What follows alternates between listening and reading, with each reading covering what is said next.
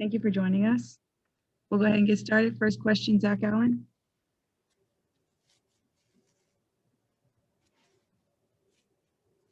Zach? All right, we'll move on to Adam Spollen. Hey, Stephen. With as much 4 as Christian has played since the deadline, and he even said that he played some 3 the other night, has he shown you a little more positional versatility than you guys maybe thought he had when you first got him? Yeah, a little bit. I would say I had envisioned initially him just being more of a 5 who can slide to the 4 occasionally, but more of a 5 who can kind of take advantage of the gifts that he has as far as picking and popping and rolling and finishing and all of those things, and making it hard on the defense or the defensive 5.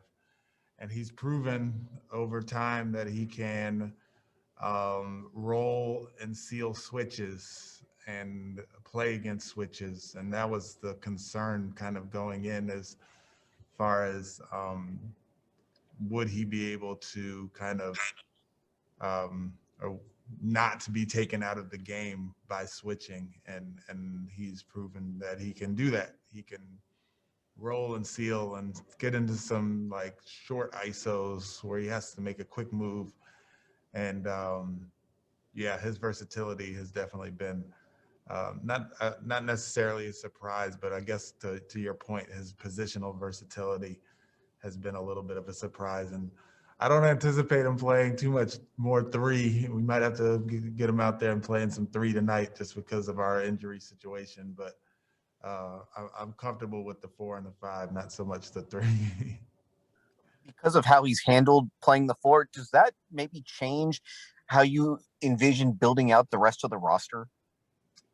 Yes and no. I think the kind of push and pull and the versatility between him and Kelly has been intriguing and has been productive for both guys. And it kind of, I hadn't thought about those guys being able to play so well together.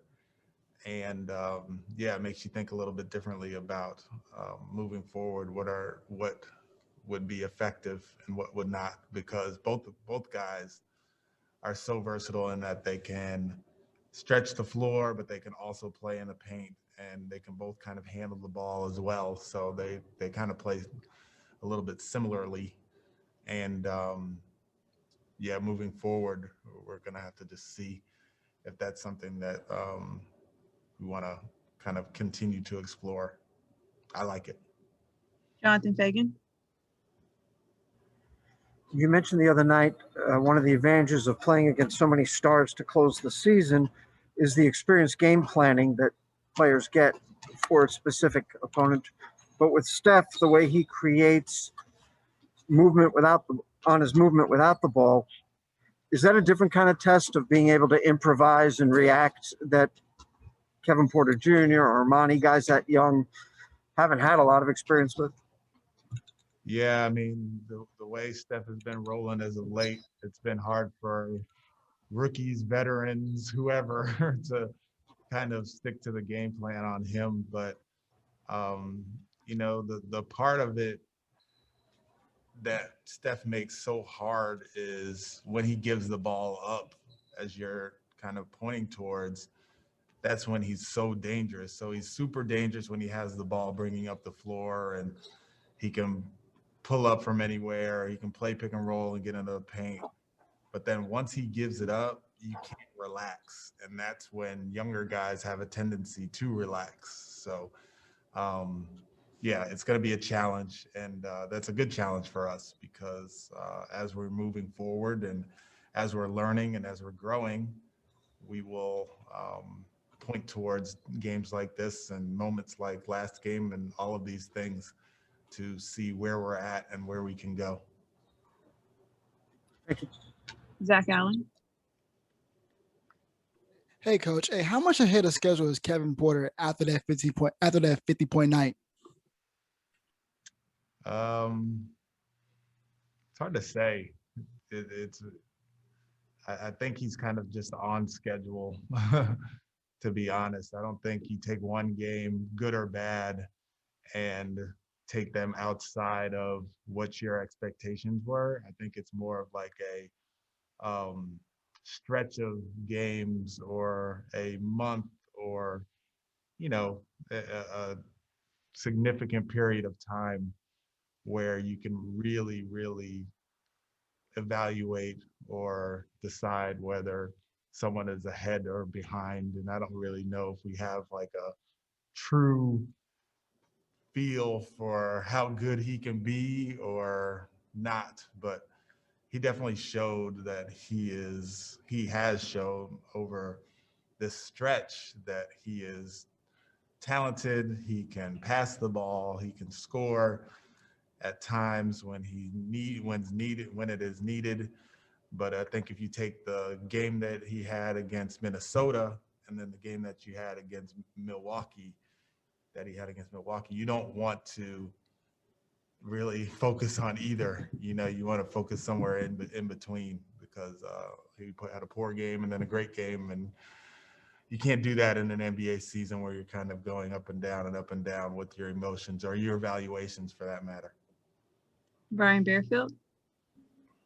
Coach, I know you had an up close and personal view of it, but when you all went back and watched the film, what were some of the positives that you could take from Kevin's game?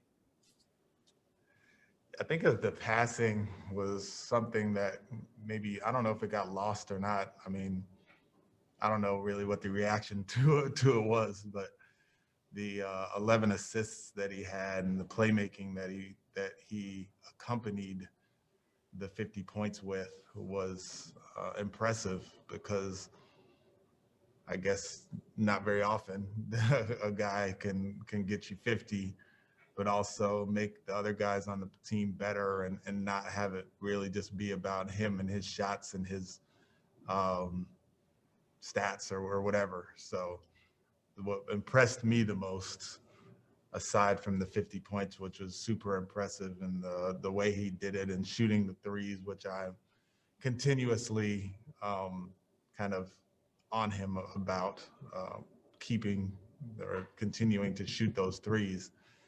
His ability to make plays was awesome in a 50-point game. And going up against a player like Draymond Green, do you see Jae'Sean Tate maybe in the future being that intricate to the Rockets the same way Draymond is to Golden State? Yeah, it's hard to say. I mean, he's versatile like Draymond is, and he can defend multiple positions like Draymond. He's a little smaller than Draymond, and it kind of just remains to be seen. I don't think anybody knew that Draymond Green was going to be as good as he was after,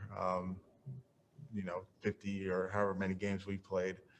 But he is a special person and special player. So it would be great if Jae'Sean could be that, but I'm hoping Jae'Sean can just be Jae'Sean Tate, and whoever that is, I'm happy with, because he has been as steady a rookie as I've really ever been around, especially kind of based on his journey to the NBA. So I'm not putting constraints on him as far as who he needs to be like, but I'm also not putting a ceiling on who he can be, because I think he can be really good.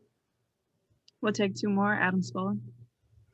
Did your dad give you the "I told you so" about the big lineup from the other night?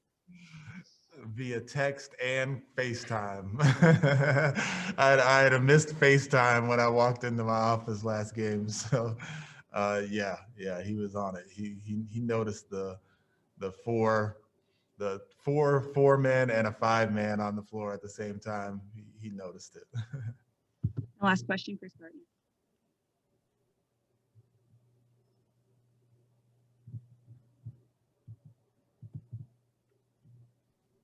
Coach? Yeah. Okay. What are your thoughts on the importance of rebounding in today's NBA? Some numbers say it's not as important as old school guys like me think it is. You got to understand who you're talking to and who I know, that's what I'm asking you. Yes, sir. Yeah. Yeah, obviously growing up, the rebound was what put food on the table. So It's definitely been a big part of my life and how I see the game. And there's a couple parts of it. There's the finishing possessions, especially on the defensive end, where you're doing your darndest to make a team shoot a tough shot, whether it's a mid-range shot or a contested three or whatever, and gaining that possession. And so you can push the ball up the floor, attack the defenses, and all of those things. And then the offensive rebounding part is big because you can prevent teams from running out and getting in transition by attacking the offensive glass. They have to box you out, and it's not as easy for them to run. So that, along with the three-point rebound, right? Like, it seems like every single time when there's an offensive rebound and they kick it out to a three-point shooter, it seems like that's like a 75% shot. And that's part of it as well. So yeah, I don't know who the people are saying that that rebounding isn't as important as it once was, and I'm sure there's some analytics to go behind that. But to me, as a basketball traditionalist, as Paul Silas's son, and you know, the head coach of the Rockets right now, rebounding is a huge deal to me. Thank you, Coach. Yep. Thank you, everyone.